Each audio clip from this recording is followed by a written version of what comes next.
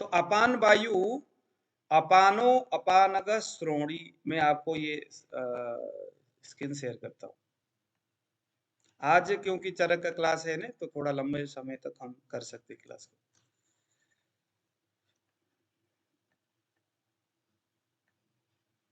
ये आप लोग देख पा रहे होंगे, इसको ध्यान से देखना है। अभी वही बात है कि जब आप ध्यान से चीजों को समझेंगे तो आपको ये समझ में आएगा कि अभी वो समान वायु पकड़ भी रहे, लेकिन समान वायु जानने के बावजूद भी आप कंफ्यूज हो रहे हो, आप प्राण प्राण प्राण बोले जा रहे हो। इसीलिए जब क्लास के टाइम होगा एकदम आंख बंद करना है, बातें सुनना है। अपान वायु कहाँ रहता है?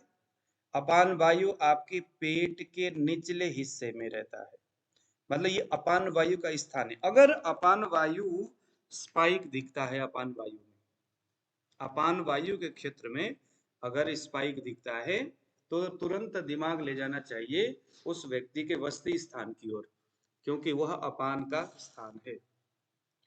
उसके पेनिस या स्त्री के वजाइनल एरिया, यह भी अपान का स्थान है। अगर कोई बोलते हैं कि सर मेरे को सेक्सुअल प्रॉब्लम है, अगर कोई लेडीज बोलती है कि सर मेरे को पीसीओडी है, या तमाम उससे जुड़े हुई जो समस्या है, मूत्र स्थान से जुड़ी हुई समस्या है, वो सब के सब अपान के क्षेत्र में आ गया। गर्भधान नहीं हो रहा है, बच्चा पेट में नहीं ठहर रहा है, टिक नहीं रहा है, तमाम तरह की जो बातें हैं, सर लूज मोशन हो रहा है, कॉन्स्टिपेशन हो रही है, तमाम अपान वायु के क्षेत्र है। किडनी के भी सर? हाँ जी, किडनी के भी सर? किसकी? किडनी किडनी किडनी, हाँ किडनी भी आ गया, अपान में ही आ गया किडनी। किडनी भी सारा अपान है। आप यूं लगा लो कि हमारे बड़ी आंत से यानी कि नाभि से नीचे कौन कौन सा अर्गन है, दिमाग में रखिए कि नाभि से नीचे कौन कौन सा अर्गन होगा, वो सभी के सभी हिस्सा अपान वायु का है। अपान वायु का बहुत बड़ा एरिया है नीचे। घुटना अपान वायु है, ये सभी अपान वायु, यानी कि नाभि से नीचे नीचे पैर के नाखून तक पूरा अपान का स्थान है। इसीलिए वायु, अपान वायु अथवा जो समूचा जो वायु है वो अपान स्थान में ज्यादातर प्रभावित करता है, क्योंकि वो उसके अपना खुद का रहने का स्थान है। ऊपर के वक्षस्थल से यानी समथिंग नाभि, या कुछ लोग कहते हैं हृदय के जो हार्ट है उसके निचले हिस्से से लेकर के नीचे, ये सब के सब अपान वायु का ही स्थान है। तो जब अगर आपको अपान वायु में स्पाइक दिखेगा तो समझ लीजिए कि यहाँ क्या हो रहा है, अपान के क्षेत्र में स्पाइक हो रही है, कुछ तो हो ही रहा होगा। वो हम फिर बाद में देखेंगे कि जो स्पाइक है वो कफ वाला है, पित्त वाला है, वायु वाला है, ठीक है। क्या दिमाग में रहनी चाहिए? उसके मल, उसके मूत्र, लेडीज के विषय में आर्तव यानी जो पीरियड की जो बातें, जो ब्लीडिंग होती है, वो अपने स्थान में किस हिसाब से है, कितना है, काम कर रहा है कि नहीं कर रहा है, अपने अपने काम करता है कि नहीं, सही समय में स्टूल का निर्माण हो रहा है क्या, यूरिन का प्रॉपर निर्माण हो रहा है क्या, यूरिन ज्यादा मात्रा में बन रहा है क्या, यूरिन जो है थिक हो रहा है क्या, वो सब के सब हम अपान वायु उस स्थान में होने वाली स्पाइक से लगा सकते हैं अंदाज। अपान वायु का काम यूरिन को बनाने वाला कौन है? समान वायु है, ऊपर हमने देखा है ना। स्टूल को बनाने वाला कौन है?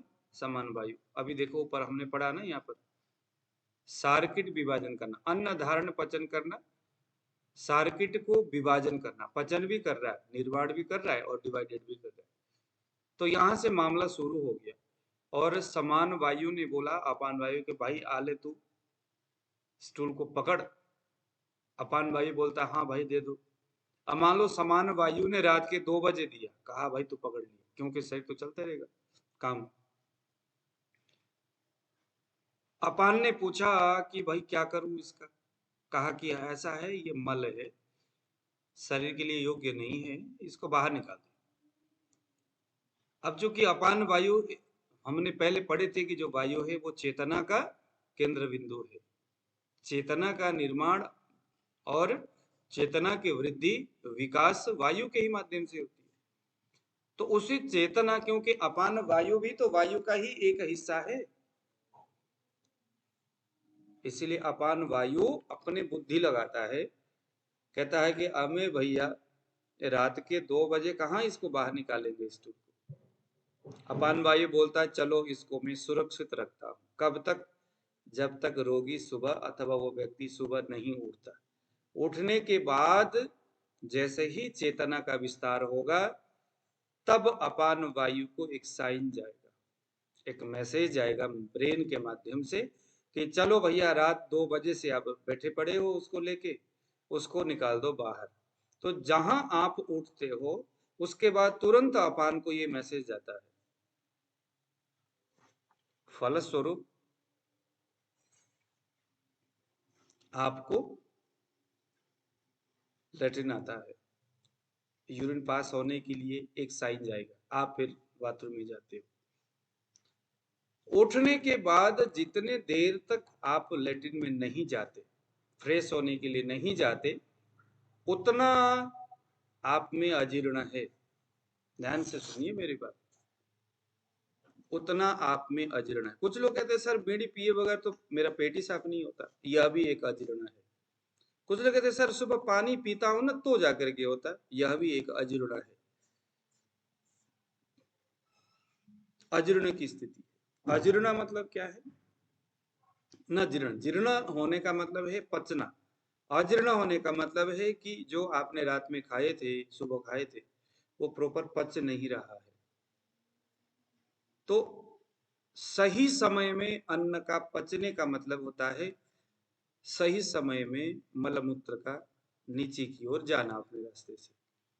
अगर सही समय में वो डाइजेशन नहीं होता है या सही तरीका से नहीं होता है, तो क्योंकि इनका जो रिलेशन है वो एकदम टाइमिंग के साथ होता है।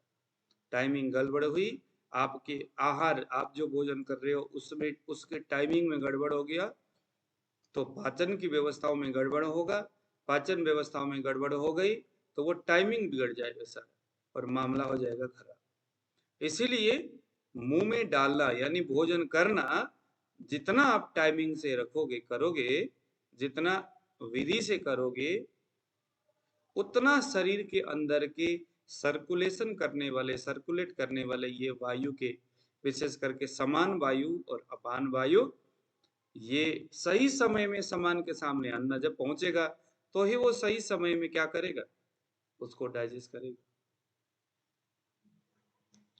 प्रकृति का जो नियम है सुबह 6 से लेकर के 10 बजे तक कफ का, 10 से लेके 2 बजे तक पित्त का, 2 से लेके 6 बजे तक वायु का, ये प्रकृति का एक नियम है। उस नियम के साथ हमें भी आबद्ध होना है। सुबह 6 बजते ही कफ का काल शुरू हो जाता है। 6 बजे के बाद जितना जितना आप सोते हो उतना उतना ये आपके दिवा स्वप्न होगा, क्योंकि दिन में सोने से शरीर में कफ बढ़ता है। देखो ये सभी चीजें आपको जानना होगा। दिन में सोने से क्या होता है, दिवाशयन को कफवर्धक माना है, रात्रि जागरण को यानी रात में जगने को वातवर्धक यानी वायु को बढ़ने वाली बताया है। अब मान लो कि कोई आदमी को भूख नहीं लगती, शरीर में काफी ज्यादा कफ पड़ा हुआ है, डॉक्टर ने बोला कि भाई साहब आप दिन में नहीं सोना। अब वो दिन में का मतलब हम क्या समझते हैं, रोटी खाने के बाद 1-2 बजे के बाद, तब हम नहीं सोएंगे। लेकिन आयुर्वेद और प्रकृति का नियम कैसा है, कफ का जो काल है सुबह 6 बजे उससे लेकर के 10 बजे के जो बीच का जो टाइम है वो कफ का समय है। अगर आपके शरीर में कफज प्रकृति है, कफज रोग है, जैसे डायबिटीज हो गया, जैसे आम बात हो गया, रूमेटॉइड आर्थराइटिस, जैसे इस तरह के कोई भी जो रोग है, इसमें डेफिनेटली 6 बजे के बाद नहीं सोना चाहिए।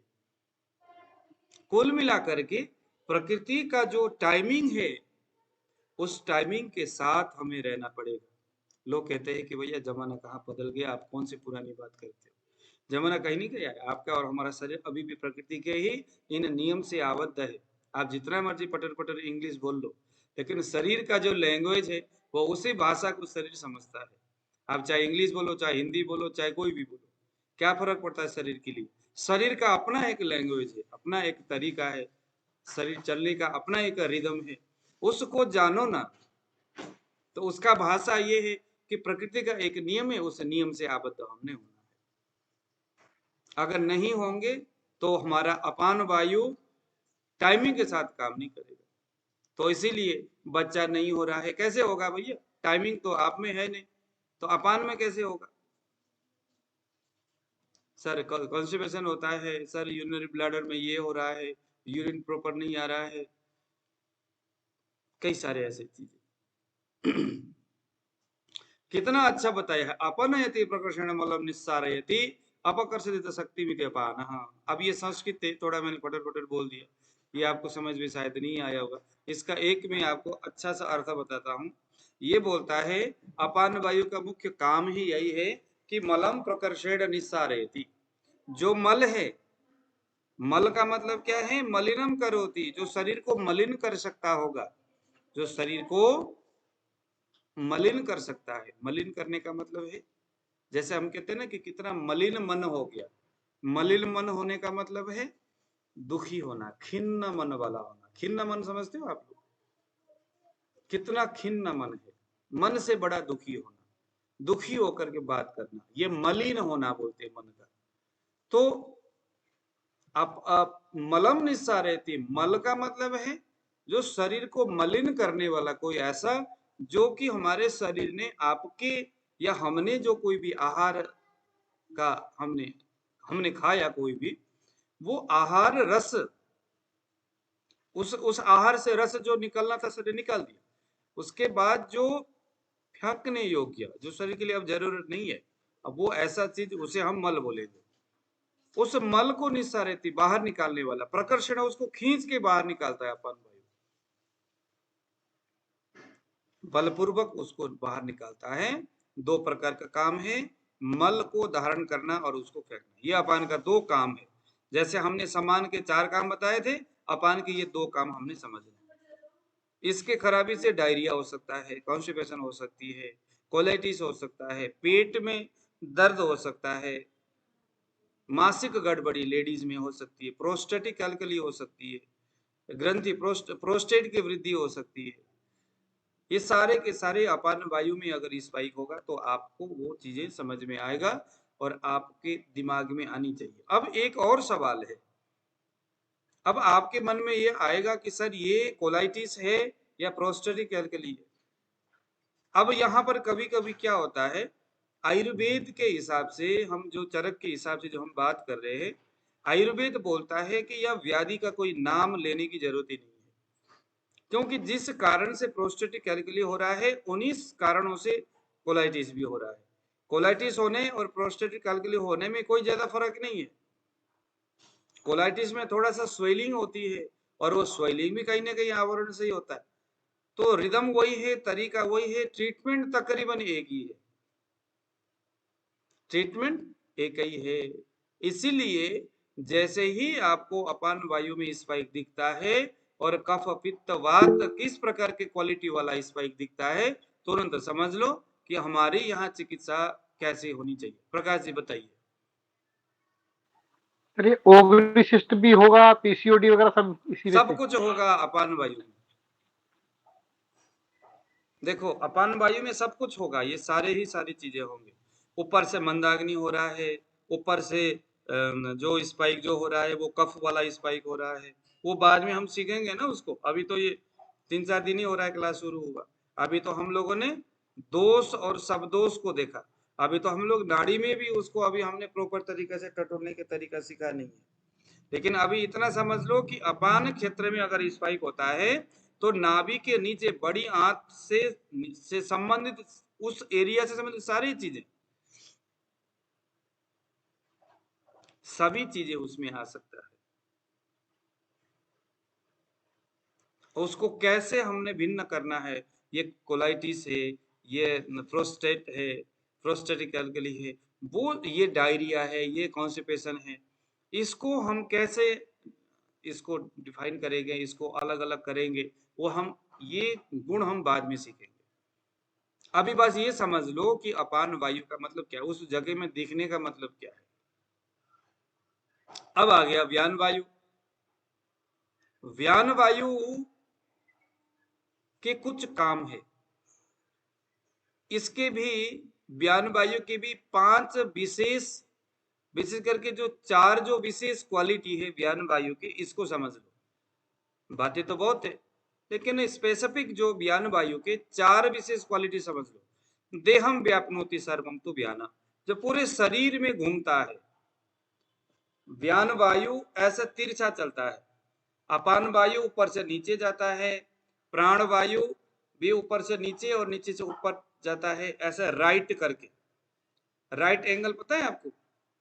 राइट हम क्या करते हैं, ऐसा करके ऊपर से नीचे बड़ी तेजी से आएगा प्राण वायु, हृदय तक जाएगा फटाक से, और हार्ट से लेकर के पूरे शरीर इवन की ब्रेन तक पहुंचता है प्राण वायु।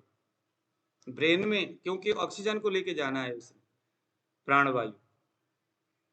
उदान वायु नाभि से लेकर के ऊपर की ओर दौड़ रहा है, उदान वायु। अपान वायु नाभि से लेकर के नीचे की ओर जा रहा है। समान वायु नाभि के आसपास में छोटी और बड़ी आंत के बीच में घूम रहा है। ये घूमना क्यों है? क्योंकि जिस प्रकार से एक ठेकेदार है और उसने 50 वर्कर रखा हुआ है, सब ठेकेदार समझ लो, और कोई मकान बना रहा है, कोई कुछ बना रहा है, कोई कुछ। जो बड़ा जो ठेकेदार है वो मोटरसाइकिल अथवा गाड़ी लिया और वो सब ठेकेदार के पास जाता है, भाई कितना काम किया आज, कितना मटेरियल डाला आज, कितने लेबर आए, कितने सारे हिसाब किताब है कि नहीं, मकान कैसे बना रहा है। ये सब के सब काम कौन कर रहा है? समान वायु कर रहा है। सब ठेकेदार किसको मानेंगे? हमारे जितने भी जो अग्नि है, धातुओं के अग्नि, महाभूतों के अग्नि, ये हमारे प्राण, ये हमारे जो है कि ये 5 प्रकार के, ये हमारे हो गया पाचक रंजक आदि, ये जो अग्नि है, इन सभी अग्नियों को, और उधर से सारा का सारा काम इसी का ही है। अब आगे व्यान वायु। व्यान वायु को कैसे चलता है? ऐसे देखो जरा, तिरछा चलता है। व्यान वायु अगर किसी का गड़बड़ हो गया, ज्यादा बढ़ गया, तो शरीर में स्टिफनेस आएगा, एकदम जकड़ जाएगा शरीर, टाइट होगा शरीर उसका, व्यान वायु। क्योंकि उसके स्किन के ओर वायु ऐसे करके तिरछा घुस रहा है अंदर। व्यापनोति सर्व शरीर ये व्यान, जो पूरे शरीर में व्याप्त है, छाया हुआ है। जो शरीर में सबसे ज्यादा तेजी से अगर कोई वायु जाता है 5 में से, उसका नाम है व्यान वायु। एकदम ध्यान से सुनिएगा, पूरे अत्यंत तेजी से हार्ट से ही उत्पन्न होता है व्यान वायु, हृदय में रहकर संपूर्ण शरीर में अत्यंत शीघ्र गति से जो संचार करे, वह है व्यान वायु। व्यान वायु का काम क्या है? व्यान वायु जैसे ही हार्ट पंपिंग करता है, उसको एक तो ये पंपिंग करने को सहायता करता है, पंप करता है, ये व्यान वायु की वजह से। सिस्टोलिक डायस्टोलिक प्रेशर जो क्रिएट होता है, किसके वजह से होता है? व्यान वायु की वजह से होता है। उधर जा रहा है, इधर आ रहा है, काम क्या है इसका? हृदय जैसे पंपिंग करता है, रस रक्त आदि हार्ट से जो निकलते हैं, वो वहां से रस और रक्त इन धातुओं को एक साथ चारों ओर अबाध गति से, चारों ओर मीन्स आपके स्किन में, आपके गाल में, आपके ओठ में, आपके छाती में, आपके पीठ में, आपके पैर में, आपके नाखून में, आपके हर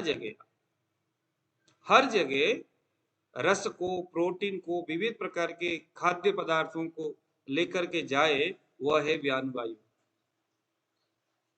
व्यान वायु मल को लेके जा रहा है। अगर व्यान वायु कमजोर है तो, क्योंकि अभी हम चरक में यही बात पढ़ते हुए आए हैं, व्यान वायु जाता तो बड़ी तेजी से है, अगर कमजोर हो गया तो आने में बड़ी, मल को लेके आने में दिक्कत होती है। तो वो मल जो है वहीं पड़े पड़े उधर ही सड़ने लग जाता है, फिर कोई ना कोई रोग होने लगता है, जैसे लिपोमा हो गया, जैसे ट्यूमर हो गया, जैसे कैंसर हो गया।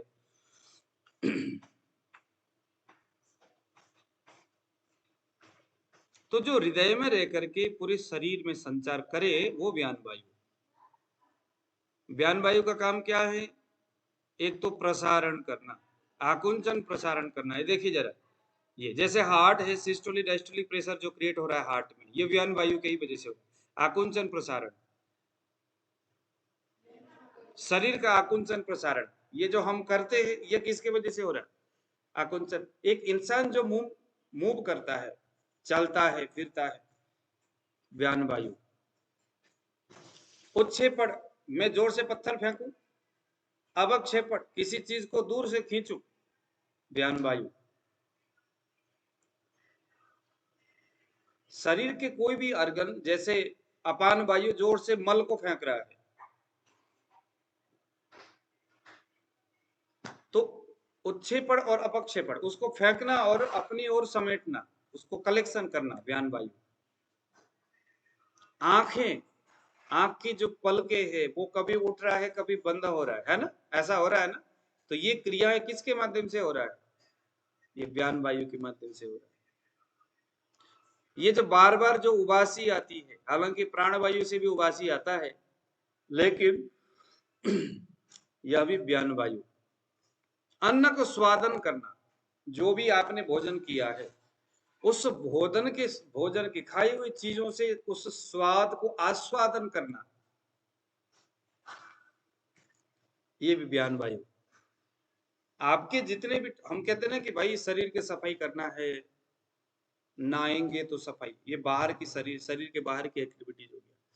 शरीर के बाहर बढ़िया साबुन से, भस्म से मसाज करेंगे, क्रीम पाउडर लगाएंगे, फिर जो भी करेंगे शरीर की सफाई करने के लिए। शरीर के अंदर की यह जो सफाई है, ये व्यान वायु करता है। पूरा झाड़ू पोछा लगाने का काम व्यान वायु का है। सेक्स करते वक्त स्पर्म को, शुक्र को गिराना चाहिए। कब गिराना चाहिए? कितनी देर तक ठहरे, उस पुरुष अथवा उस स्त्री के बीच की जो एक्टिविटीज है उसको भांप लेता है, कितने देर रखे, कितने देर में वजाइना के अंदर पहुंचाना, पुरुष के शरीर में उसको रोक के रखना। तो कहते हैं ना कि सर मेरे तो शीघ्र पतन हो रहा है, व्यान वायु। अन्न पचने के बाद सार्किट विभाजन तो समान वायु का ही कार्य है, लेकिन उसको सहयोग करना व्यान वायु का काम है। अकेले समान वायु में उतनी पावर नहीं है कि उतने तेजी से सार्किट विभाजन करे, लेकिन ये दोनों मिलकर के ये काम करते हैं।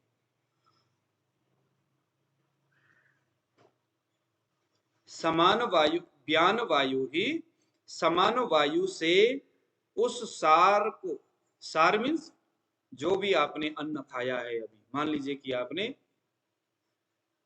क्या लिया, आपने दूध लिया, उस दूध में क्या कुछ कैल्शियम है, अथवा उस दूध में प्रोटीन है, अथवा उस दूध में क्या क्या है, उसको चूंकि एक वो रस का हिस्सा है, मान लो उसमें से रस धातु है, उस रस धातु को, रस को धातु निर्माण के क्रम में रस धातु के सामने, उस अग्नि के सामने ले जाना और उसके माध्यम से धातुओं का संतर्पण करना, यानी उसको पोषण देना, ये व्यान वायु का काम है।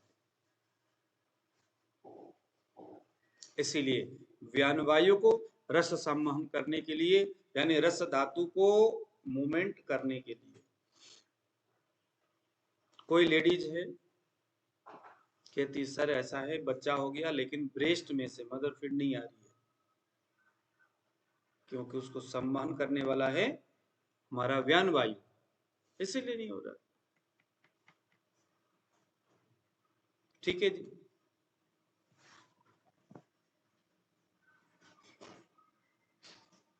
भेल संहिता में ऐसा लिखा गया है कि रस संवहन के अंग, रस धातु को संवहन करने वाला जो अंग है, जो स्थान है, वह है हृदय, धमनी, सिराएं और कोशिकाएं।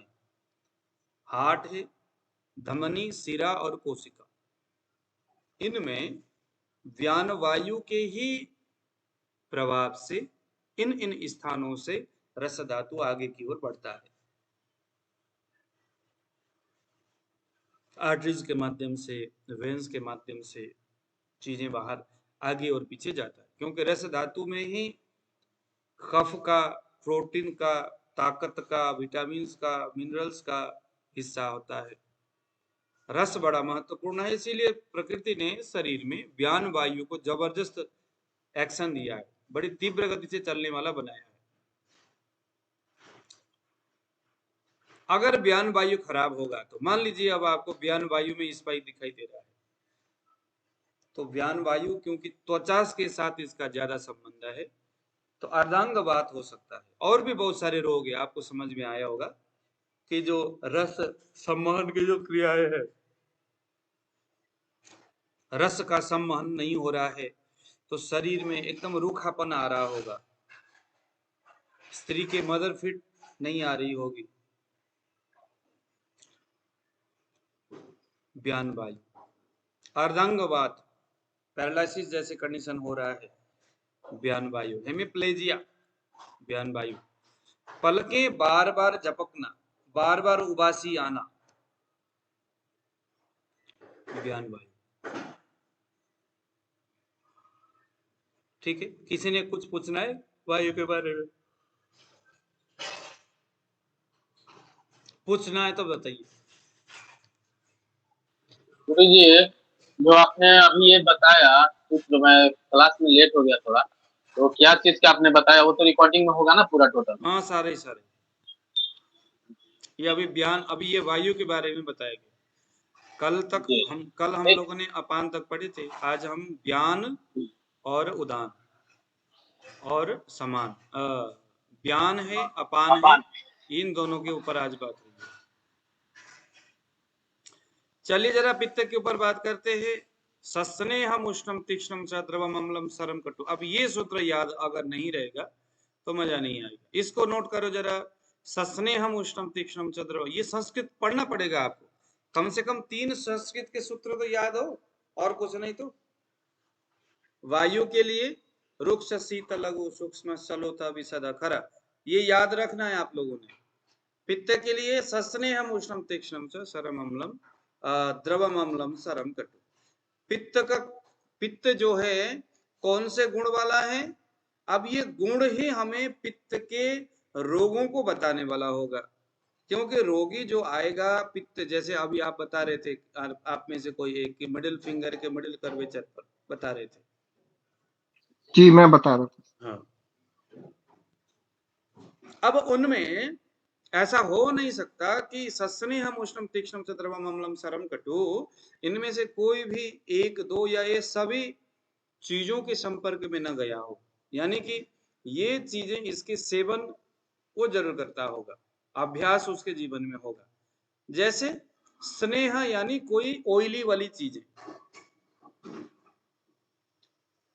पित्त का गुण कैसा है? स्नेह युक्त है। पित्त में जो द्रव है, जो जल महाभूत है, वह स्नेह को उत्पन्न करता है। तो जो पित्त है स्नेह युक्त है, चिकना है, ऑयली है पित्त। इसीलिए पित्तज जो व्यक्ति होते हैं ना, उनके फेस में देखना चिकनाहट पैदा होती है, फेस में से एक ऑयल जो है वो निकलता है, ऑयली फेस बोलते हैं हम। वायु और कफ में तो ऑयली नहीं होता है, ड्राई होता है, लेकिन फेस ऑयली अगर होगा तो समझ लो कि ये पित्त का स्नेह है। तो सस्नेह, स यानी वह पित्त, स्नेह चिकना है, तरल है, तैलीय है। तो ये कब बढ़ता है? जब आपको ही स्नेह के संपर्क में रहोगे। तेल, घी, वसा, मज्जा, ये स्नेह के स्रोत है। और भी जड़ी बूटियां हैं, जैसे मुलेठी कल हमने बताए थे, वो उसमें भी स्नेह है। और भी ऐसे बहुत सारी चीजें हैं जिसमें स्नेह है।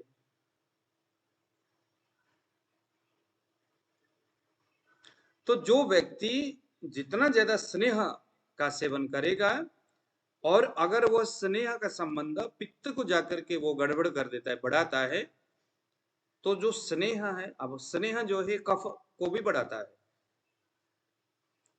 लेकिन कफ वाला जो स्नेह है ये मधुर रस वाला होगा, या ये कहीं ना कहीं मधुर रस प्रदान ही होता है कफ वाला स्नेह।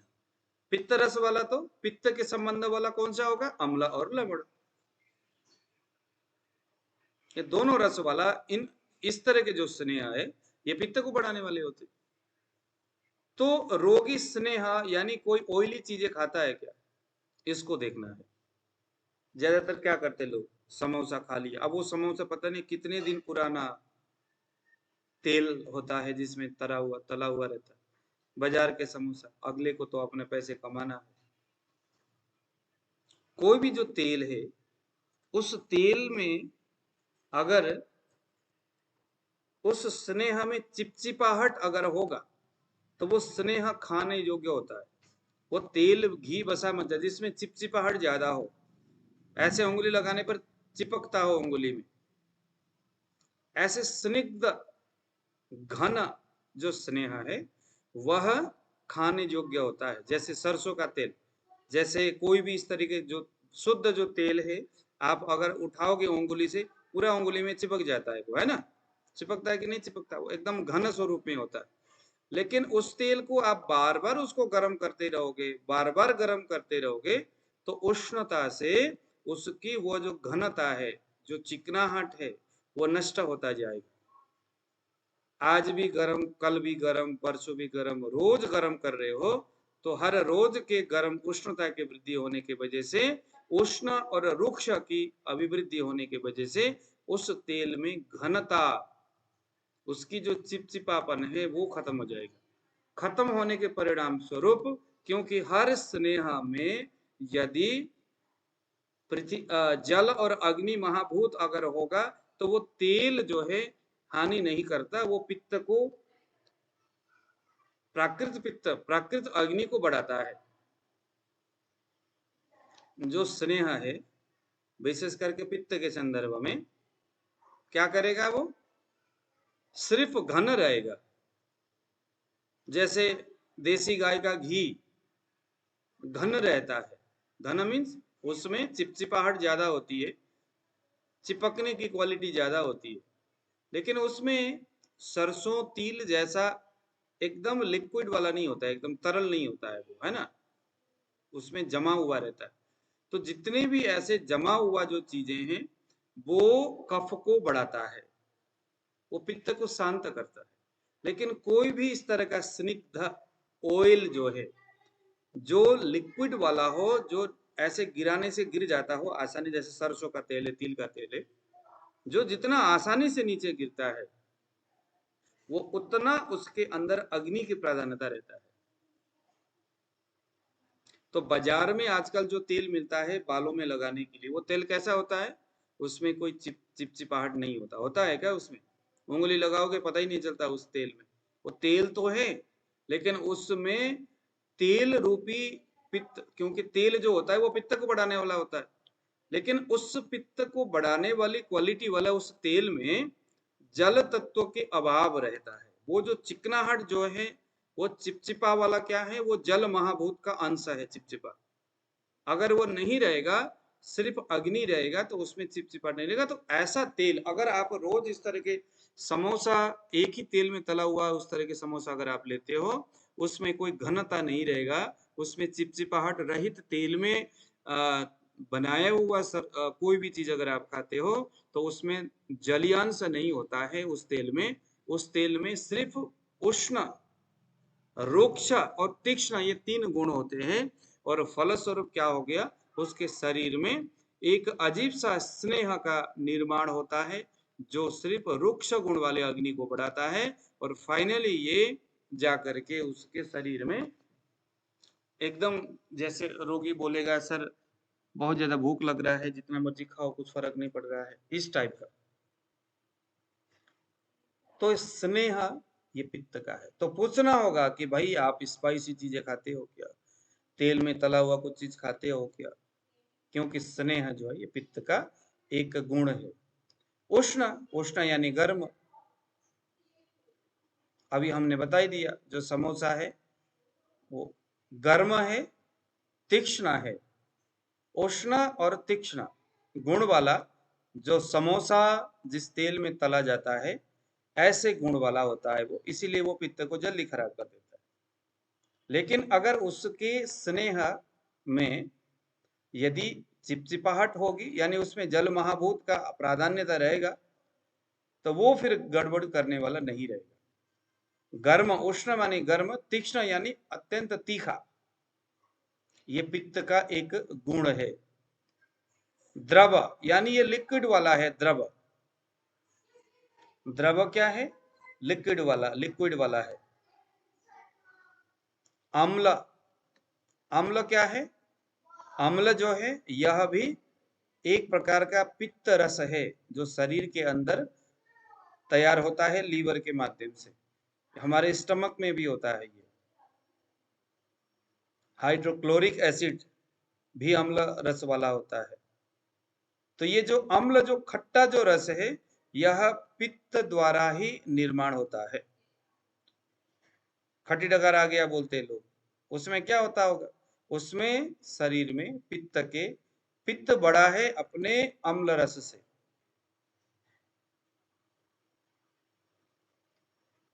इसीलिए तिक्त रस वहां दिया जाता है। अब आ गया सर। सर यानी सरकना। सरगुण का मतलब क्या है? सर मीन सरकना।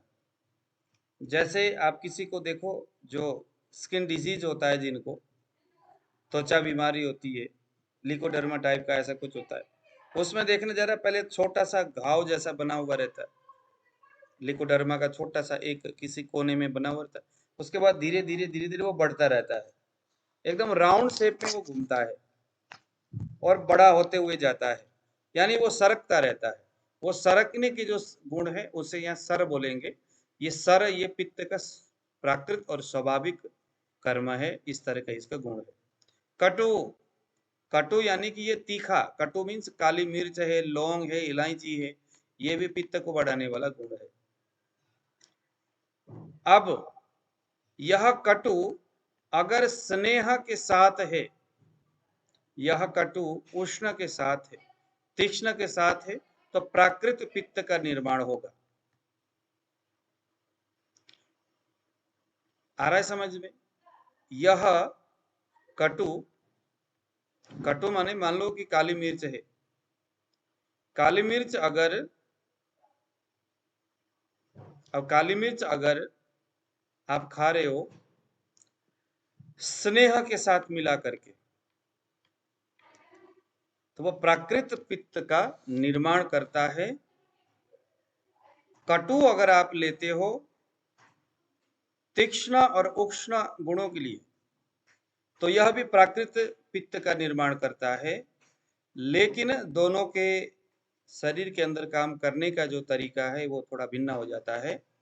कटुरस यानी काली मिर्च को स्नेह के साथ अगर आप लेते हो तो ये वायु को समन करने वाला होगा, वायु को समन करने वाला होगा। कटु को अगर उष्ण और तीक्ष्ण गुण के साथ लेते हो तो ये कफ को समन करने वाला होगा। इसीलिए पित्त, कफ और वायु इन दोनों के लिए काम करता है। स्नेह युक्त उष्ण, ये वायु में काम करता है। वायु के लिए उष्ण और स्निग्ध, ये दो जो गुण है, ये वायु का काल है, सबसे जबरदस्त वायु को समन करता है। ये दोनों ही पित्त के गुण है। अब गुणों के हिसाब से भी देखो जरा, इनके प्राकृत मनुष्य में कैसे होता है। उष्णता, ये गुण का काम क्या है? उष्ण असहता। अगर कोई व्यक्ति बोलता है सर मुझे गर्मी बहुत ज्यादा लगती है, शरीर में उष्णता बढ़ता है, प्राकृत उष्णता अगर होगा तो शरीर उसका बड़ा सुकुमार टाइप का होता है, कोमल शरीर होता है। उष्णता के कारण से पांडु, खून की कमी हो सकती है। पित्त के उष्ण अगर बढ़े तो शरीर में सुकुमारता बढ़ेगा, गर्मी के प्रति असहज होगा, यानी सर बस गर्मी की बात ना कहो, कूलर या एसी या पंखे तक तो जुगाड़ कर ही दो। उसको जरा सी भी गर्मी पसंद नहीं है। खून की कमी हो जाती है अगर पित्त के उष्ण गुण बढ़ता है तो। व्यंग और तिल हो जाते हैं जगह जगह में, उष्ण गुण बढ़ता है। पीड़िकोत्पत्ति सर होती व्यंग है। मतलब? व्यंग मतलब ये जो है हमारे फेस के व्यंग, क्या बोलते हैं, ड्राई, डार्कनेस, ब्लैकनेस, ये सभी व्यंग में आ गए। फेस में है ना, जैसे लेडीज बोलती है ना, कॉम्प्लेक्शन, हाँ कॉम्प्लेक्शन, कॉम्प्लेक्शन। हाँ कॉम्प्लेक्स। अब इंग्लिश में क्या बोलते हैं वो आप लोग देख लीजिएगा। जैसे होता है ना फेस में सर ब्लैकनेस हो रहा है, चाया झाइया बोलते हैं जिन्हें हम, ये सर झाइया, ब्लैक हेड, मेलास्मा, झाइया ब्लैक लेडीज हेड्स, में, हाँ ब्लैक हेड्स, व्हाइट हेड्स, हाँ ये सारे वो चीजें सब भी तो इसमें आता है। नहीं, व्यंग का मतलब बेसिकली झाइया बोलते हैं ना, डार्कनेस जो होता है क्या बोलते हैं, झाइया बोलते हैं उसको, क्या बोलते हैं इंग्लिश में, डार्कनेस ब्लैकनेस ही बोलते सर ये मेलास्मा, हैं। हाँ मेलास्मा हो सकता है। देखो फेस नहीं, में होता है रिंकल तो लेडीज को, आंखों के देखो, नीचे होता है ना हैं, सर, ये मेलानाइन की मतलब गड़बड़ी की वजह से होता है, हाँ जो लेडीज में डार्कनेस आ देखो, जाते हैं। लेडीज के अगर उष्णता की, उसकी जो आर्तव है वो पित्त का प्राकृत स्वरूप है। आर्तव, लेडीज की जो आर्तव है वो क्या है, पित्त का प्राकृत अवस्था है। अगर लेडीज के पित्त की गड़बड़ी अगर होगी तो आर्तव दृष्टि होगी, और अगर आर्तव दृष्टि होगी होने का मतलब है कि उसके रक्त में, आर्तव रूपी जो रक्त है उस ब्लड में उष्णता की कमी होगी या उसकी अधिकता होगी। तो उसके वजह से यही उष्णता अपने गुणों से उस लेडीज के फेस में झाइया, चाया बोलते, क्या क्या बोलते, चेहरे में एकदम काला काला सा एकदम वैसे बन जाता है, यह उसी के वजह से हो रहा है। सर वो मेलास्मा बोलते हैं। जो भी है अब आप देखो, पीड़िकोत्पत्ति, जगह जगह में पीड़िका हो जाता है, एक प्रकार का फोड़े फुंसी टाइप के ऐसे हो जाते हैं।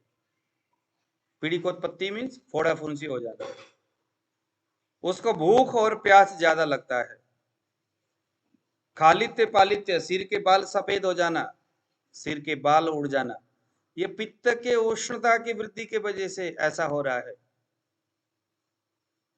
केस, रोम, श्मश्र यानी दाढ़ी मूछे, शरीर के रोए जो है कपिल वर्ण के हो जाते हैं अगर उष्णता की वृद्धि होगी तो, यानी कि खालित्य पालित्य, अगर उसके बालों में, शरीर के रों में अगर कोई गड़बड़ी होगी तो समझ लो कि यह उष्णता की वृद्धि अथवा क्षय, उसके हानि किसी कारण से हो रहा है।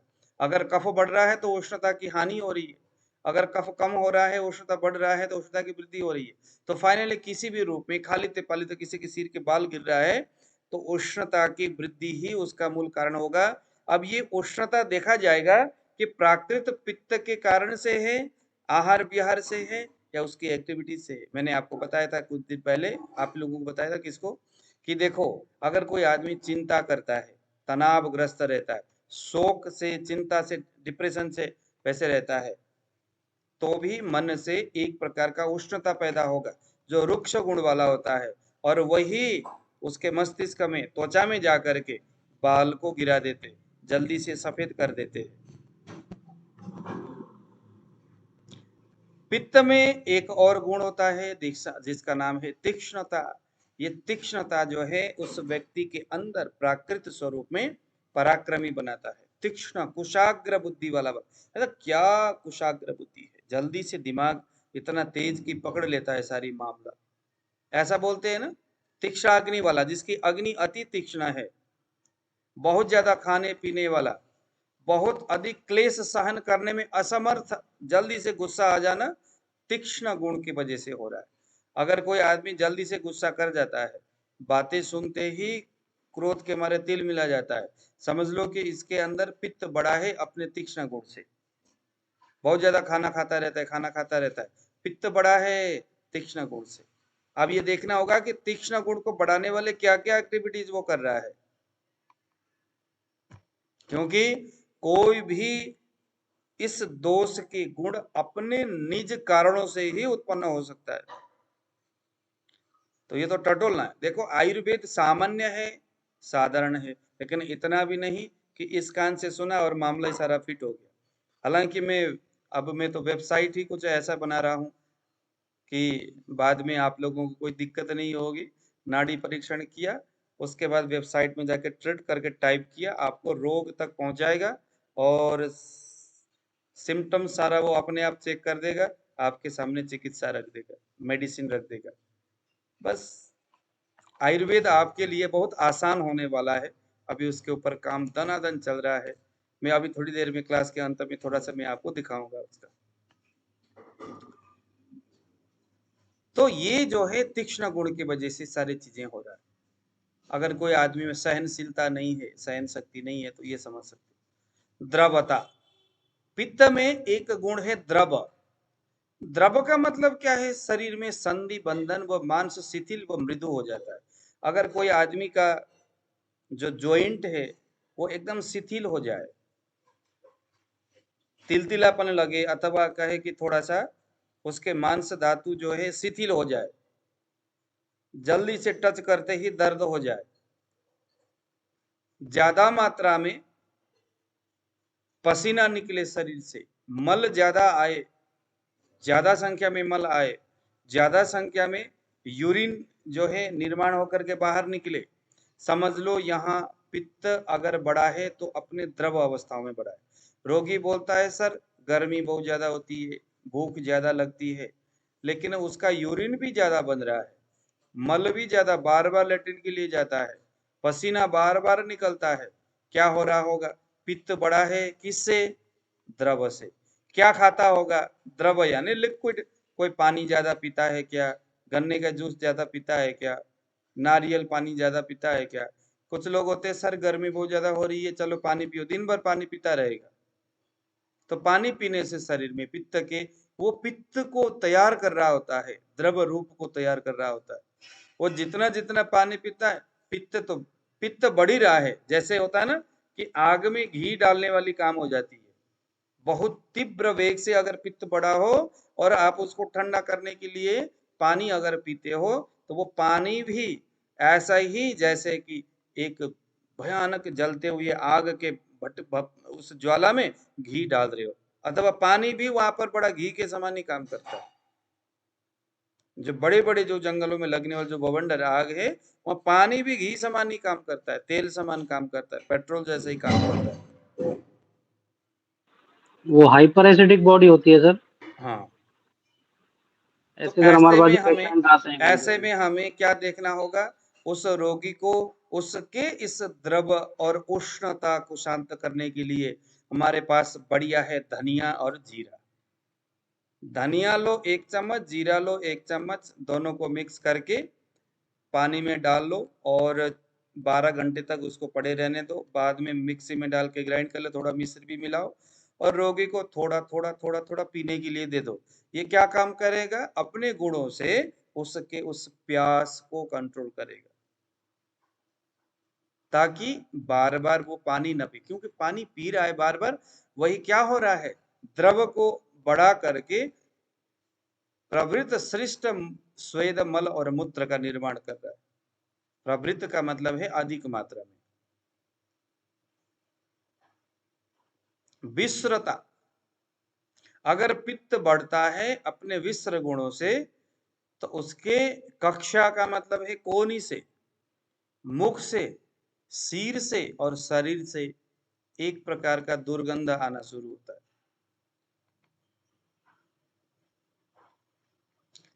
कुछ लोग होते हैं जो 10 दिन तक भी अगर ना नहाए तो शरीर में से कोई स्मेल नहीं आती, क्योंकि उसके शरीर में पित्त का कोई लेना देना ही नहीं है, मेंटेन है।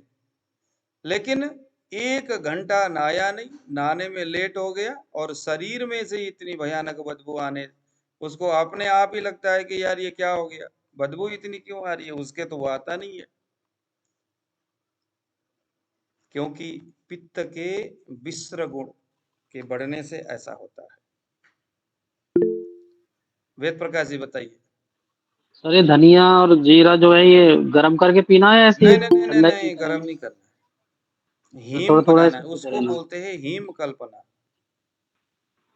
अजवाइन वगैरह भी डालनी है कुछ सर? नहीं, अजवाइन नहीं डालना। अजवाइन क्यों डालोगे आप?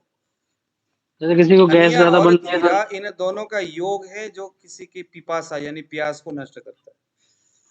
तो विस्त्रता अगर बढ़ता है, समझ लो किसी के शरीर में दुर्गंध अगर आता है तो विस्त्र गुण पित्त का बढ़ गया।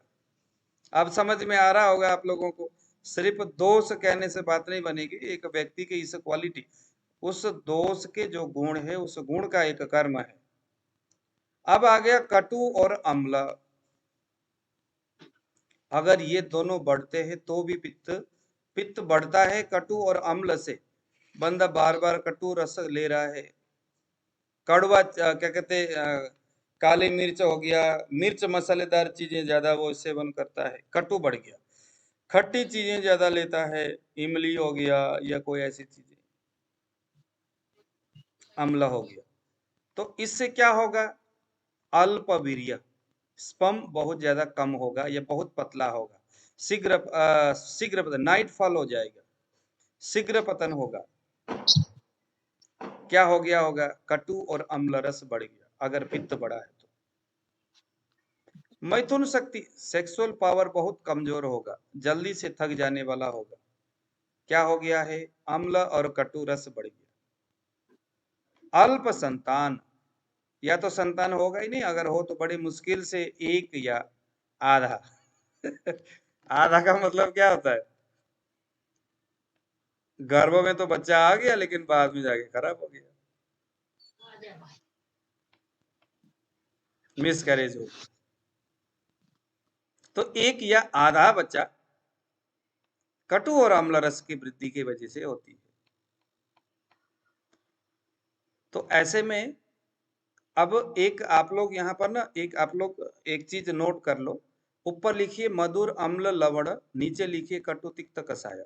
इसका सामान्य चिकित्सा यही है। रसों का ही चिकित्सा करोगे तो मजा ही आ जाएगा। मधुर का चिकित्सा है कटु, कटु का चिकित्सा है मधुर, अम्ल का चिकित्सा है तिक्त, तिक्त का चिकित्सा है अम्ल, लवण का चिकित्सा है कषाय, कषाय का चिकित्सा है लवण।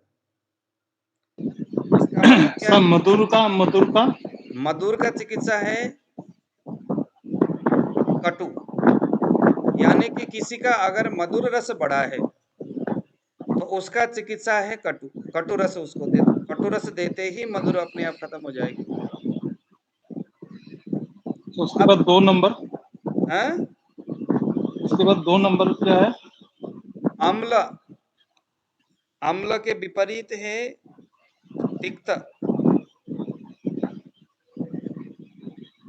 अम्ल रस अगर बढ़ा है तो तिक्त रस दे दो,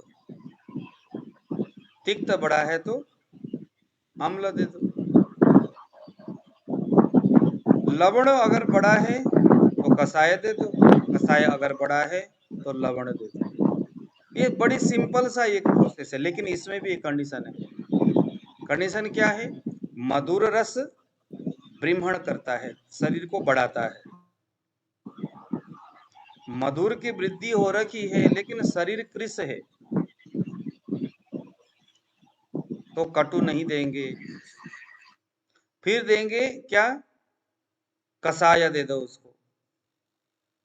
अब इसको आप इस तरह से भी ले सकते हो, मधुर रस है, मधुर रस के विरुद्ध सबसे बड़ा शत्रु अगर कोई है कटु, कटु से थोड़ा कम तिक्त, तिक्त से थोड़ा कम कषाय। मान लीजिए कि आपके पास एक व्यक्ति आया और शरीर में मधुर रस बढ़ा है यानी कफ बढ़ा है। मधुर रस के गुण क्या है वो तो खैर चरक में जाके हम पढ़ेंगे, मधुर रस का कर्म क्या क्या है और शरीर में कैसे उसकी स्थिति बनती है, कैसे कैसे क्वालिटी तैयार होता है मधुर से। वैसे रोगी आया लेकिन शरीर में वीकनेस ज्यादा है, तो ऐसे में कटु न दे करके कषाय देंगे। वो क्यों देंगे वो बाद में जब हम चरक पढ़ेंगे तो वहां से हमें पता चलेगा। तो कुल मिलाकर के अल्प संतान, मैथुन शक्ति की कमी, अल्प वीर्य, कटु और अम्ल रस की वृद्धि की वजह से होता है, या ये होने में कटु और अम्ल इन दोनों रस का हाथ रहता है। अल्प संतान या अधिक संतान होने में इन रसों की कमी, अल्प संतान होने में इन रसों की वृद्धि। बस इस तरह से समझो। अब इस तरह के गुण वाला और इस गुण से उत्पन्न इस तरह के कर्म वाला जो पित्त है, उस पित्त के भी शरीर में रहने के कुछ स्थान है। स्थान क्या क्या है उसको नोट कर लो। एक तो है पसीना, शरीर में पित्त बढ़ता है तो पसीना ज्यादा बनता है, क्योंकि उस पसीने में ही पित्त का निवास है। पसीना अगर रुक जाता है तो शरीर में पित्त से जुड़े हुए कोई चीजें, कोई खराबी, कोई गड़बड़ी हो सकती है। स्वेदो, रसो यानी रस धातु, हम कह सकते हैं प्लाज्मा।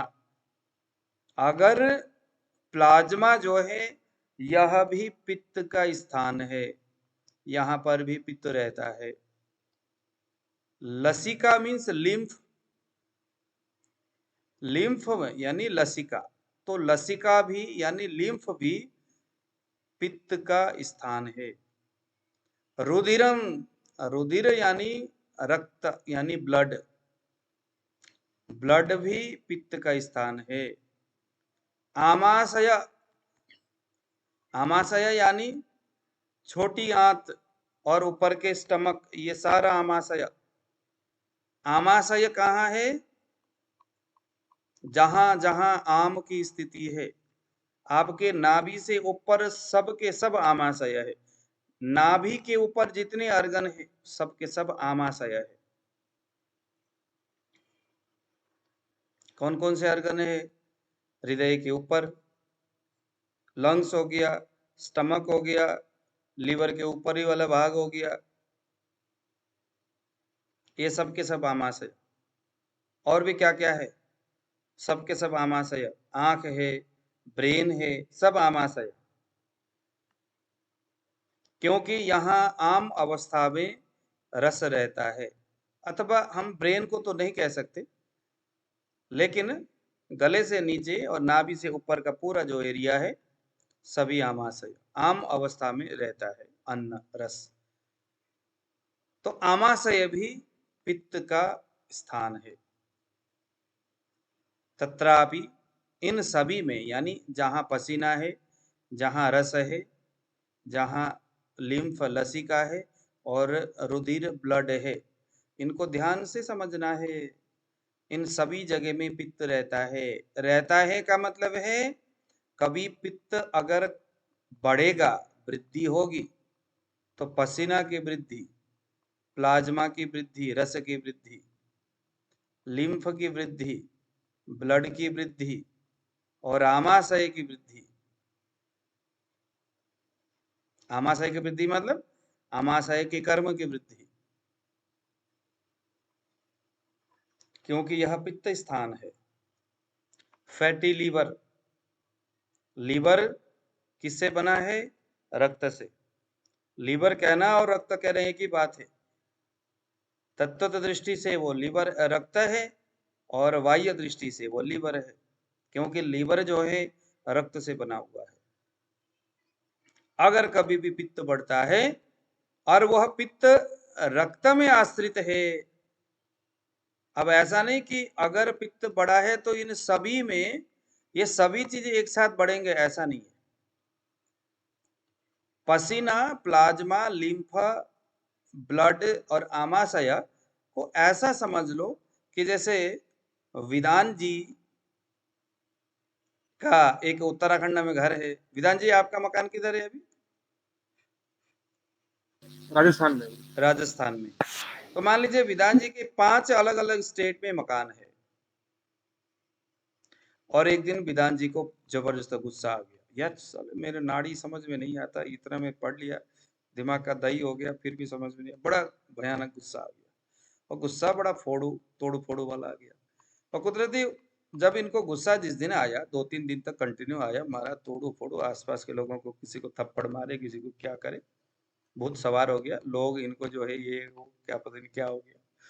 उस समय विधान जी अपने लुधियाना, अथवा लुधियाना में इनका एक मकान था, क्यों 5 स्टेट में इनके मकान थे।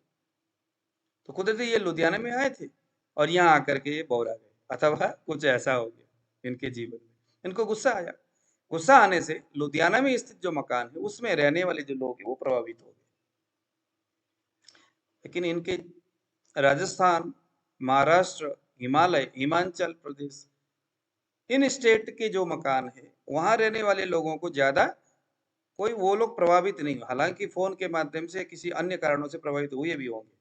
कहने का मतलब अगर पित्त बढ़ता है तो आश्रय कहाँ वो ले रहा है अभी, अगर वो रुधिर में आश्रय यानी ब्लड को आश्रय ले रहा है तो ब्लड की वृद्धि होगी। तो ब्लड की अगर वृद्धि होगी तो जो जो जहां जहां ब्लड का कर्म है, क्या क्या काम है ब्लड का, वो सब के सब जो स्थान है वो प्रभावित हो जाएगा। लीवर प्रभावित हो जाएगा, स्प्लीन प्रभावित हो जाएगा, रक्त जीवनीय कर्म, क्योंकि रक्त जो होता है ना, आरबीसी डब्ल्यूबीसी, बुखार आ सकता है। देखो पित्त रक्त में आश्रित होकर के बुखार आ सकता है, रस में आश्रित होगा प्लाज्मा में तो भी बुखार आएगा। बुखार आने का मतलब क्या है, पित्त बढ़ गया रक्त को रस को आश्रित करके, अपक्व था, पित्त बढ़ गया, कहां बढ़ा, रक्त रस में, तो रस की मात्रा बढ़ा। किस तरह का रस है, पित्त प्रकृति वाला रस है। तो प्लाज्मा में इस रस धातु में उष्मा की वृद्धि हो रही है। अब रस धातु पूरे शरीर में घूमता है, विशेष करके त्वचा में ज्यादा, स्किन में ज्यादा रहता है, इसीलिए वह उष्मा वह हीट हमें दिखाई देता है, बुखार सा महसूस, फिर हम बोलते हैं ये बुखार आ गया। बेसिकली तत्व तो हो क्या रहा है, बढ़ा हुआ पित्त रस को आश्रित करके शरीर में घूम रहा है, यही है ना। लेकिन इस भाप को कोई भी डॉक्टर, अब फिर रोगी को हम कहाँ इतना बता पाते हैं, है ना, कि ऐसा हो रहा है इंटरनल एक्टिविटीज, तो भैया आपको बुखार आ गया इतना कह दो बस खत्म हो गया। बेसिकली बुखार का मतलब क्या, बढ़ा हुआ पित्त रस धातु को आश्रित करके वृद्धि हो रहा है, बढ़ रहा है। पसीना, अगर पसीना को आश्रित करता है तो पसीना ज्यादा बनेगा, पसीना ही पसीना निकलता रहेगा। लसिका, लसिका को अगर आश्रित करता है पित्त तो मांस धातु आदियों को भी ये विकृत कर सकता है, शरीर में कमजोरी आएगी, चलने फिरने में दिक्कत होगी, लसिका। तो ये पित्त के अपने अपने स्थान है, इन स्थानों को याद करिएगा। जब भी कभी पित्त बढ़ेगा तो इन्हीं किन्हीं स्थानों में ही पित्त का, जैसे वायु के संदर्भ में हमने क्या बोला था, वायु का स्थान कौन कौन से है, वायु के हमारा जो स्थान है हम लोगों ने कल परसों पढ़े थे, वस्ती, कटी, सक्थिनी, पादा, अवस्थिनी, पक्वाशयस्स, वातस्थानी तत्रापि पक्वाशय विशेषण। पित्त के लिए क्या बताया, आमाशय बताया, आमाशय पित्त का स्थान है मुख्य रहने का, और वायु के लिए क्या बोल रहा है, पक्वाशय। पक्वाशय मीन्स बड़ी आंत, कहां कहां, अगर वायु बढ़ता है अस्थि धातु को आश्रय करके तो अस्थि धातु में क्या होगा, परेशानी हो जाएगी, एस्टिफोरोसिस होगा, या कोई भी ऐसी चीजें हड्डी से जुड़ी हुई, कैल्शियम की कमी होगी। कटी, अगर श्रोणी भाग में आश्रित करके वायु अगर बढ़ा है तो कटी भाग में समस्या होगा। जंगा में होगा तो ज्यादातर तो लोगों के देखो अपना क्या बोलते हैं इसको, इसको बोलते हैं गृध्रसी नाम का जो रोग है, साइटिका, जंगा में आ गया, पैरों में आ गया, उरुस्तंभ जंगा में आ गया साइटिका। तो वायु जिस स्थान में भी, बड़ी आंत में अगर वायु आश्रित होकर के बढ़ता है तो बहुत सारे, फिर तो बड़ी आंत में तो बहुत सारी चीजें हो सकती है, मासिक धर्म गड़बड़ हो जाता है वायु के वजह से। तो जो वायु पित्त और कफ अपने जिस जिस स्थान को, अपने अपने रहने वाली जो स्थान है उसको जब वो आश्रित होते हैं, जहां जहां वो रहते हैं अपने अपने स्थान में, तो जिस अपने विशेष स्थान में रहने से जब उसकी वृद्धि होती है अथवा क्षय होता है, बढ़ना या घटना जो होता है, तो उस आश्रय स्थान, आश्रय मीन्स जैसे पसीना है तो उसके कम होना या बढ़ना, ऐसा होता है। प्रकाश कुमार जी बताइए। गुरुजी अगर जो सिहरापन एक होता है, जैसे दर्द भी नहीं हो, छूने से जंघा या हाथ में कभी कभी ऐसे मरीजों को होता है, वो भी पित्त के कारण होता है। एक सेकंड, क्या बोले? सिहरापन जो होता है ना, सिहरापन, तो और क्या बता सकते हो? जैसे टच करने पर उसको सिहरापन एक बोलते हैं, जैसे दांत में कनकनी वगैरह होता है, उस टाइप पे कभी जंघा वगैरह में किसी को होता है मरीज को, छूने से तो पता नहीं चलता है ना। जी हाँ, तो ये तो उरुस्तंभ हो गया। उरुस्तंभ, उरुस्तंभ ये कफ का रोग सर है। Senseless type.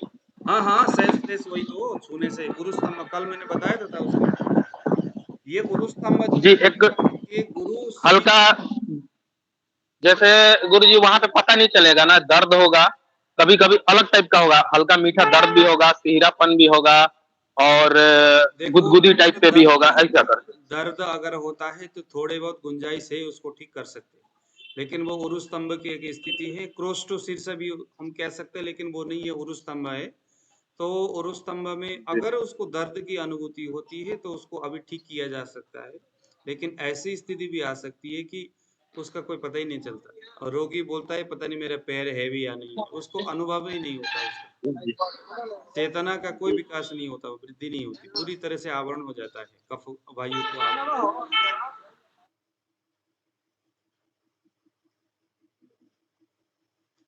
सेंसलेस हो जाता है वो एरिया।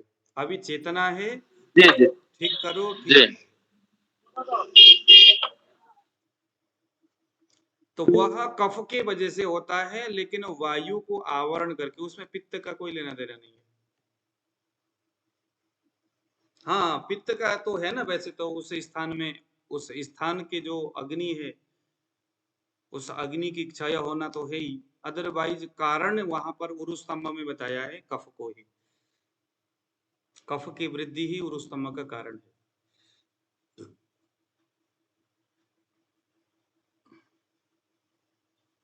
पित्त का कर्म क्या क्या है? पित्त देह ऊष्मण। पित्त का कर्म, ये 3-4 कर्म अभी हम पढ़ के फिर आज हम विश्राम करेंगे। पित्त देहोष्मण पक्ति नराणाम उपजायते। पित्त का कर्म क्या है, एक सूत्र में इन्होंने बता दिया। अब देखो, सूत्र पढ़ने से यही तो फायदा होता है। पूरा पित्त के कर्म इन्होंने एक ही सूत्र में रख दिया। पित्त देहोष्मण, शरीर के जो उष्मा है, जो हीट है, जो गर्मी है, उसको मेंटेन करने वाला पित्त। यानी आपके आंख में, आपके फेस में, हर जगह शरीर के जो अंग है, इंटरनल एक्सटर्नल, उसमें कितना हीट देना चाहिए, कितना मेंटेन होनी चाहिए, कितना गर्मी होनी चाहिए, सर्दी के मौसम में कितना हो, गर्मी में कितना हो, फ्रीज के क्या कहते हैं, एसी के सामने बैठे हो तो कितना हीट हो, वो टेम्परेचर को मेंटेन करे, वह है पित्त। पक्ति, पक्ति मीन्स पकाने की क्रियाएं। शरीर में जो कुछ भी आप खा रहे हो, या जो कुछ भी बाहर से चीजें आ रहा है, आप मुंह से जो डाल रहे हो वो तो है ही, बाकी आगंतुक भी तो है। जैसे कोरोना आ गया तो तुरंत लिम्फोसाइड, ये सारी चीजें, डब्ल्यूबीसी, आरबीसी, ये तैयार होते हैं कि नहीं, मोनोसाइड, लिम्फोसाइड। इसका काम क्या है, आगंतुक जो इस तरह के वायरस है उसको डैमेज करने के लिए, डिस्ट्रॉय करने के लिए भी जो एक्टिविटीज होती है, वह भी क्या है, पित्त का ही कर्म है। यानी डब्ल्यूबीसी, आरबीसी के तमाम जो कर्म, जो एक्टिविटीज है, वो सब के सब पित्तज है। पक्ति, डाइजेस्ट करने का जो काम है, वो पित्त का है। कितना पकाना है, कितना गलाना है, सभी पित्त का काम है। हर जगह, जो सेलुलर लेवल में, शरीर के हर कोने में, हर ऑर्गन में पाक क्रिया हो रहा है। जहां पाक हो रहा है, पक्ति क्रिया हो रही है, वो सभी जगह नए नए परमाणुओं का निर्माण हो रहा है। निर्माणाधीन वह परमाणु उसी स्थान के उस ऑर्गन निर्माण में सहयोगी हो रहा है। पकते वक्त वहीं पर से मल का निर्माण भी हो रहा है, और समान वायु अभी हमने पढ़े थे, वो समान वायु तुरंत रस को लेकर के जाएगा और रस उस अर्गन को पकने के लिए एक आहार का व्यवस्था करके जब हृदय में लौट करके आता है, तो जो अभी पकने के बाद जो वहां मल तैयार हुआ, उस मल को उठा करके इधर आ जाता है। जबरदस्त एक्टिविटीज, जबरदस्त काम है इनका शरीर में। कफ पित्त वायु तीनों ही मिल करके काम करते हैं। अब इसको एलोपैथ वाले अपने हिसाब से वो लोग इसका व्याख्यान करते हैं, और आयुर्वेद उसी बात को अपने शब्द में व्याख्यान करता है, जिस तरह से अभी हम कर रहे हैं। हर सेलुलर लेवल में, हर जगह शरीर में ये क्रियाएं होती है। तो पक्ति यानी पकने की काम। तच्च पित्तम प्रकुपितम विकारान कुरुते बहुन, वह जो पित्त है अगर विकृत हो गया तो कई प्रकार के विकार शरीर में उत्पन्न करता है। इसके साथ साथ में मैंने हालांकि सूत्र तो यह नहीं लिखा, लेकिन उसका सूत्र का एक अर्थ होता है, यह पित्त शरीर को हमेशा फ्लेक्सिबल बनाए रखने के लिए सहयोगी होता है। इसको भी जरूर याद रखना है। अगर कोई आदमी का शरीर फ्लेक्सिबल नहीं है, बहुत ज्यादा टाइट है, बहुत ज्यादा ड्राई है, बहुत ज्यादा रुखा हुआ है, सूखा हुआ है, फ्लेक्सिबल नहीं है, कोमल नहीं है, यानी कि शरीर में पित्त की कमी है, वह उष्मा ही उसके त्वचा को कोमल बनाए रखता है।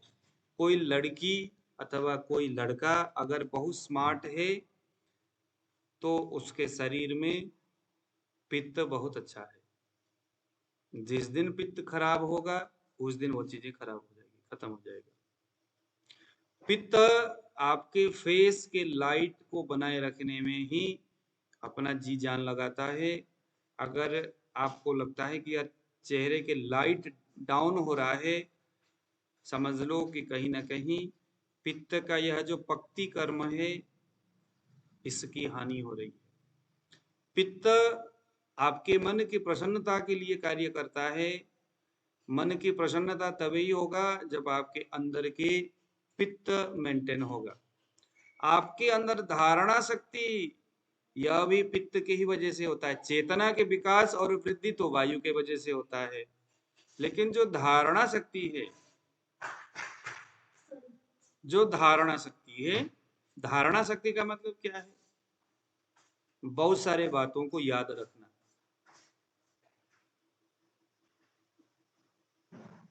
धारणा शक्ति, बहुत सारे बातों को याद रखना, बहुत सारी चीजों को मेंटेन करना। एक आदमी होता है जो कि बड़ा मैनेजमेंट करने वाला, हम कह सकते हैं। धारणा शक्ति मीन्स, धारणा शक्ति के बहुत सारे अर्थ हो सकते हैं। मैनेजमेंट करना, एक आदमी होता है बहुत अच्छा मैनेजमेंट कैपेसिटी उसमें रहता है, और एक आदमी होता है मैनेजमेंट करना नहीं आता। तो जो प्रॉपर मैनेजमेंट की जो क्वालिटी है, जहां है, जिसके पास है, समझ लो उसके अंदर प्राकृत पित्त की बात हो रही है। यहाँ पर उसके शरीर में प्राकृत पित्त मेंटेन है। ये प्राकृत पित्त कैसे बनेगा? प्राकृत पित्त जो है व्यायाम बल से पता चलेगा। कोई भी आदमी अगर नित्य व्यायाम करता है अथवा नित्य कर्म करता है, कोई ना कोई शारीरिक एक्टिविटीज ऐसा कुछ करता है, उससे उस व्यक्ति के शरीर में प्राकृत पित्त निर्माण होता है। अगर कोई आदमी जरा सी भी एक्टिविटीज नहीं करता, जरा सी भी कोई काम नहीं करता, व्यायाम नहीं करता, तो यह मन को शांत रहने की, शरीर को कोमल बनने की, और फेस की लाइट और धारणा शक्ति, और साथ में मेधा और बुद्धि, इनकी उत्पत्ति, ये कभी हो नहीं सकता। लोग कहते हैं ना कि सर याददाश्त खत्म हो गया, धारणा शक्ति खत्म हो गई, मेंटेनेंस नहीं रह पाता, अब मैं चिड़चिड़ा सा रहता हूँ, लोगों के प्रति द्वेष, ये धारणा शक्ति की कमी, ईर्ष्या, ये धारणा शक्ति की कमी। धारणा शक्ति के बहुत विशाल इसका अर्थ है। धारणा का शक्ति का मतलब सिर्फ इतना ही मात्र पर्याप्त, इतना मात्र नहीं है कि आप कितनी बातों को याद करते हो, आपका धारणा कैसा है, इतना मात्र नहीं। विशाल इसका अर्थ है। मेधा और बुद्धि,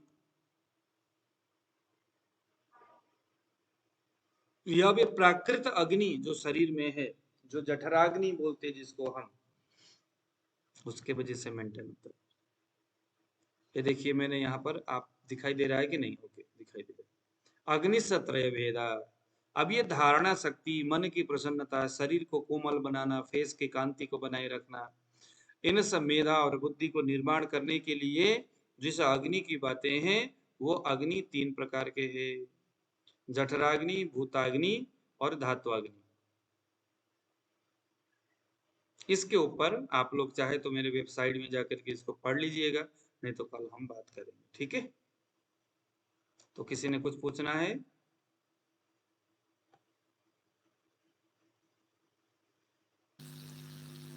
जो आज हमारे बहन जी आई थी, वो जरा सामने आइए, अगर आप अभी क्लास में हो तो।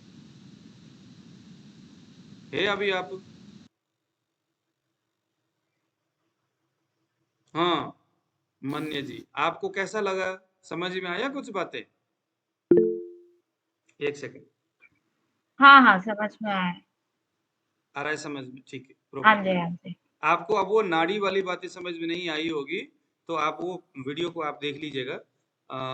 अदरवाइज मैं एक फोटो भेज देता हूँ, वो वायु और पित्त और कफ के जो सब दोष है वो कहाँ कहाँ से दिखेगा। अदरवाइज नहीं तो कल एक बार मुझे दिन में आप वीडियो कॉल कर लेना, मैं आपको दिखा दूंगा। अच्छा, सामान्य सी ठीक है। बात है, कल मुझे 10-11 बजे एक बार वीडियो कॉल कर लेना, मैं आपको 10-15-20 मिनट में मैं आपको पूरा ही सिखा दूंगा, सामान्य ठीक सी। है। हाँ, वो वीडियो देखने की जरूरत ही नहीं है आपको, ठीक है? हाँ जी। चलिए, किसी ने कुछ पूछना है? प्रकाश जी, प्रकाश कुमार जी। गुरु जी उसका बता देते ना, वो जो मैंने देखा था कि मिडिल फिंगर के बीच में जो स्पाइक था, उसके लिए उसको कुछ थोड़ा